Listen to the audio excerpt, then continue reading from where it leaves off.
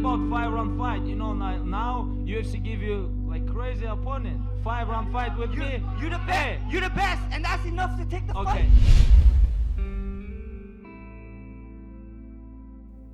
Welcome back everybody to kenanK TV. In this video, I want to do a 3-part series for a potential Khabib Nurmagomedov and Max Holloway fight.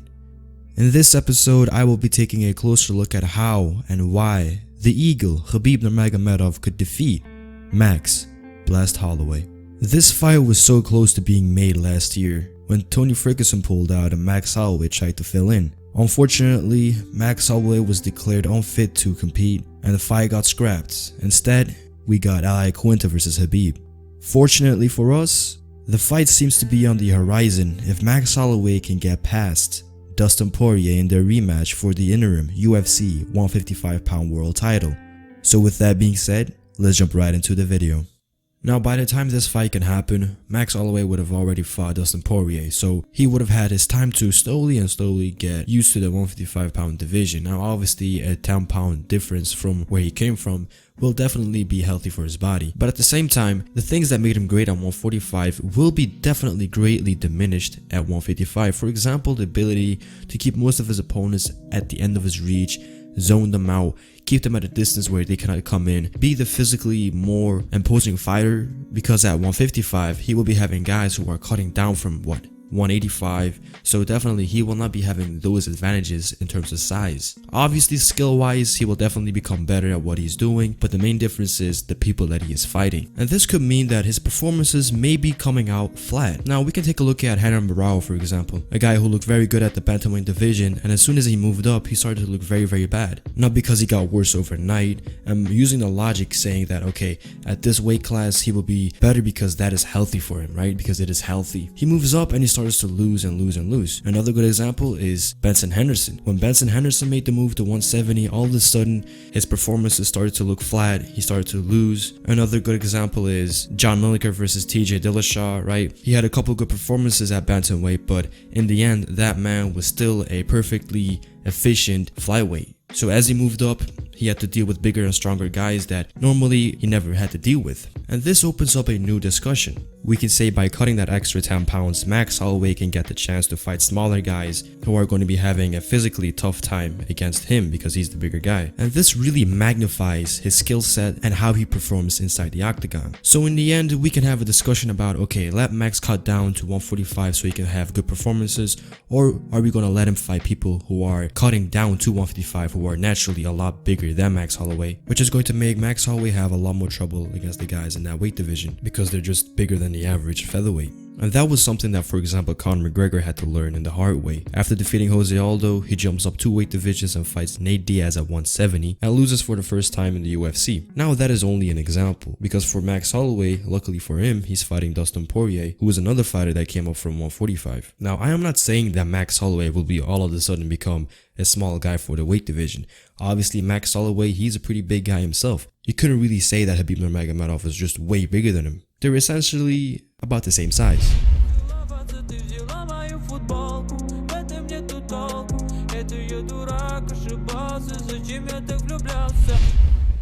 When it comes to the wrestling game, at 145, or in the majority of Max Holloway's career, he hasn't really faced a lot of wrestlers. One wrestler I could name off the top of my head would be Dennis Bermudez, who was a fighter that got a win over him. And there are a couple of similarities that I want to point out right now. At the end of the fight with Dennis Bermudez, Max Holloway was on his back. He couldn't really get up. In his fight with Dustin Poirier, he got submitted, so the fight ended with him on his back also. And then if we take a look at the Conor McGregor fight, he ended that fight on his back also, and those are all of his 3 losses inside the UFC's octagon. Not to say that Dustin Poirier and Conor McGregor are wrestlers by any means necessary, but just to point that out, I found it a pretty interesting observation, if you want to call it. And then yeah, we can talk about Max Holloway, and those fights are way behind him. He has gotten tremendously better over these years.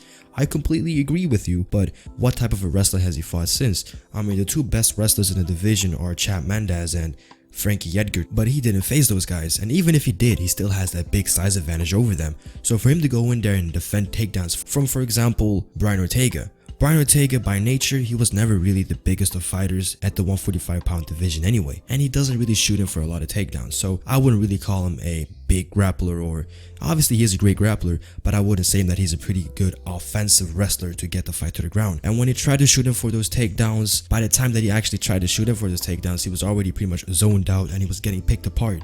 Only then does he decide to take the fight to the ground, which was pretty much a lost cause by that point. However, coming back to Khabib Nurmagomedov, on his skill alone, on his grappling skill alone, he is just miles ahead of any other grappler that Max Holloway has previously faced. If we were to take Khabib Nurmagomedov and make him the average sized featherweight, even in a featherweight bout, I would have to believe that there is just no way that Khabib Nurmagomedov wouldn't have gotten a takedown on Max Holloway. Now coming back to reality, Khabib Nurmagomedov is arguably one of the bigger 155-pounders in the division. Having missed weight a couple times previously in his career, you can definitely tell that he's just one of the bigger guys in the division. Now, it wasn't until recently that he found some structure and some consistency in making his weight, and actually he's looking better than ever before. I would have to say that physically, he's in his prime right now, and Max Holloway will be facing the best version of Khabib Nurmagomedov.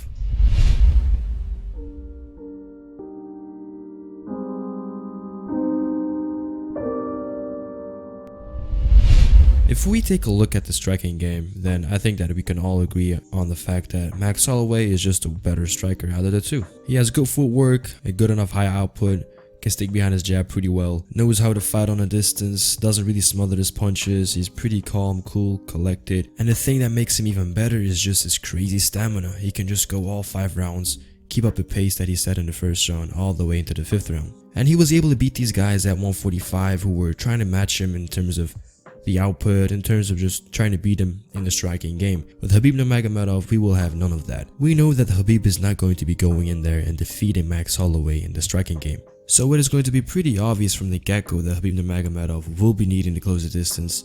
Now, one of the great things that Khabib Nurmagomedov does is just shooting for the single leg from all across the octagon, hold on to the single leg, drive you against the cage, and from there, as soon as he has you against the cage, it's just a wrap. I highly doubt that by that point, Max Holloway can stop Khabib from taking him down.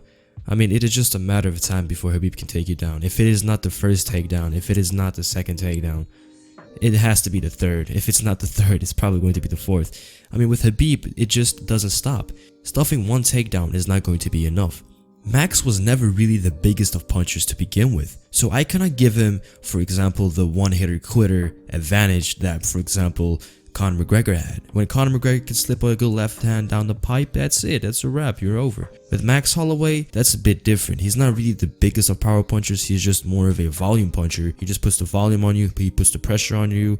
Round 1, 2, 3 are in the bag. By the 4th round, you're completely demolished.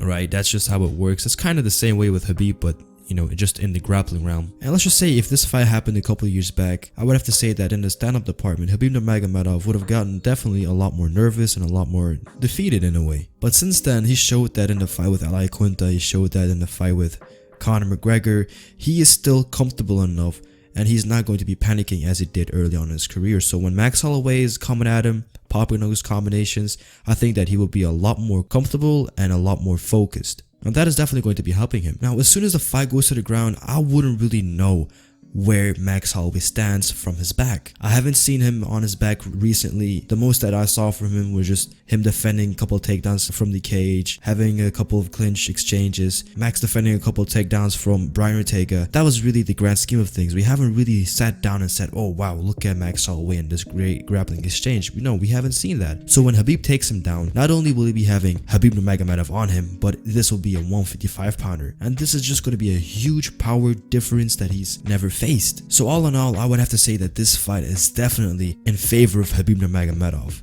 I don't think that Max Holloway can go in there and knock him out. Like I said, I don't think he has the power. But not only that, I think that Khabib Nurmagomedov has a great chin. And I don't see Khabib Nurmagomedov not getting a hold of Max Holloway and not driving him against the cage and not taking him down. I just don't see that happening. I see Khabib taking those chances, getting a hold of Max, taking him to the ground, and then from there just pinning him down, dominating him. From there, he can probably tire him out. This may be even the first time that we see Max Holloway get tired. So in the end, I would have to say that Khabib Nurmagomedov is definitely a lot more likely to win this fight, but obviously you can never count out anybody in the sport of mixed martial arts. I will be making another video where I talk about Max Holloway and how he can defeat Khabib Nurmagomedov, so be sure to subscribe for that. For now guys, this has been why Khabib Nurmagomedov defeats Max Blast Holloway. I hope you guys enjoyed the video. Leave what you guys thought in the comment section down below. As always, I have been Kenan from kenanK TV, signing off. Later.